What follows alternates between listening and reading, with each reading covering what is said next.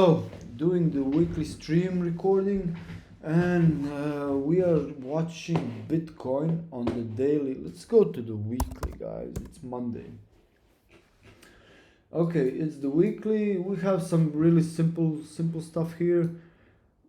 We have this like expanding channel, and we have the higher time frame fibs, which we can see are really well respected. Sorry. We have our wave count 1, 2, 3, 4, 5. So as we mentioned a lot of time on the stream, the 5 ways are let's just do that like 1, 2, 3, 4 and 5. Is this count correct? I hope it is. Could I be wrong? Possibly, but I can also count 1, 2, 3, 4, 5.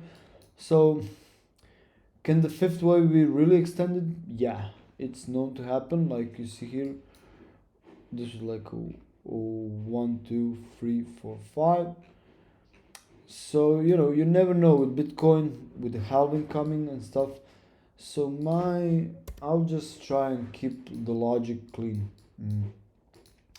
The weekly closed really bullish, okay, above the fib level. So that's really good.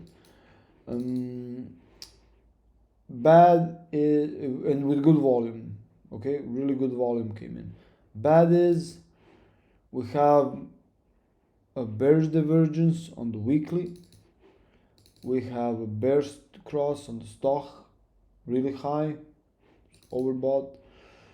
And okay, OBV is we still really have good volume, but the momentum is kind of topping. On the free day, we're kind of extending, but there's a massive hype coming around, and BTC can surprise. So what do I expect? Daily is already like going sideways, and we're pivoting. Okay, guys, we have a head and shoulders on the RSI, and it needs to reset at least a bit on the daily. Negative volumes coming in. So some possible supports would be the fibs. We can take like this last move just to see where it could be. So let's say on top of our heads here,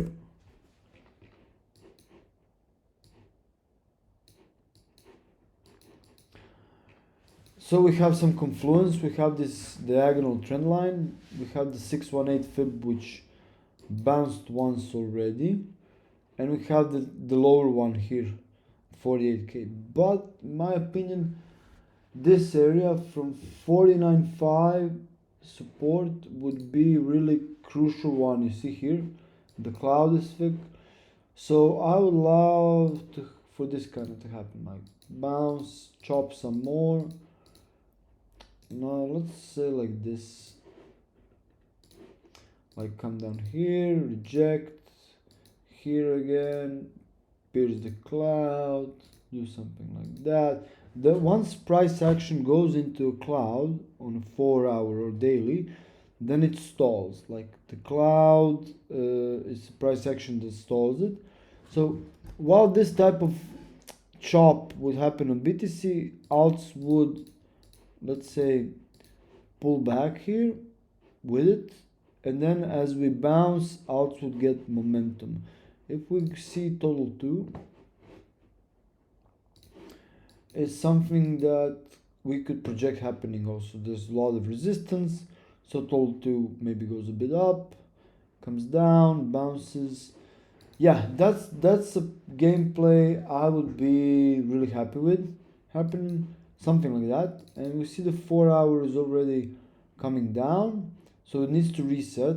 And I would say a move like this happening overnight, because I'm a European time zone, so it's 10:30 now, during the Asian session, and then starting during the EU Open or tomorrow US session, some chop and some altcoins going up. So that's the ideal Ideal thing I would like to see. Let's see what and what interesting.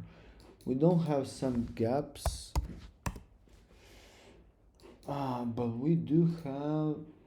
So this line represents forward in time the halving. What when the halving will happen?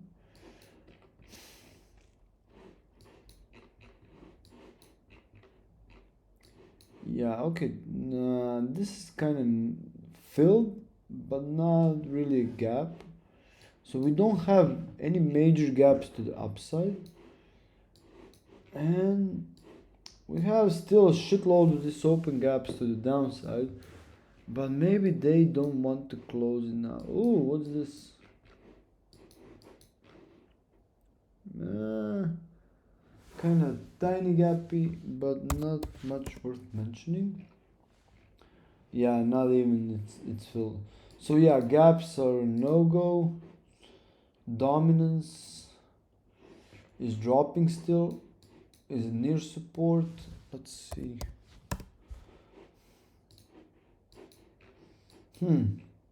Yeah, hit the level.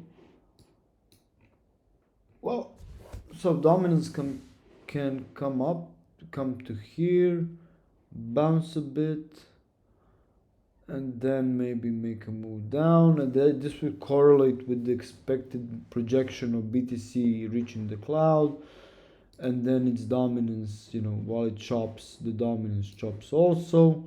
Total 2 hits resistance, comes down. So I hope we get. I'm leaning more biasing into another leg up, but not like crazy. Something, huh, anything's possible. I would not scream all-time high, that's for sure.